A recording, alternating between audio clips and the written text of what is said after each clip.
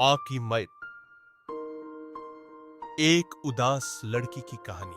छोटे से गांव में रहने वाली कंचन बचपन से ही चुपचाप और गुमसुम रहने वाली लड़की थी। उसका मन किताबों में तो लगता था, पर लोगों के बीच जाने से वह घबराती थी।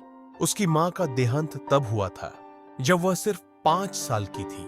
पिता मेहनत मजदूरी करके घर चलाते थे, लेकिन उनके पास कंचन के लिए समय नहीं था। कंचन की सबसे अच्छी दोस्त उसकी छोटी सी डायरी थी।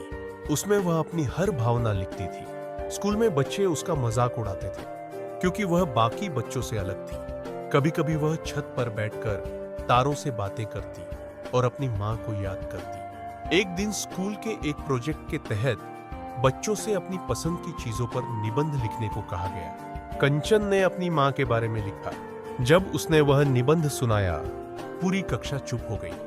उसकी भावनाएं इतनी सच्ची थीं कि सबकी आंखों में आंसू आ गए। उस दिन के बाद कंचन को समझने वाले लोग मिलने लगे। उसका अकेलापन कम हुआ, लेकिन उसकी मां की कमी हमेशा उसकी आंखों में दिखती रही। वह अब भी उदास थी, पर उसमें एक नई उम्मीद जग चुकी थी।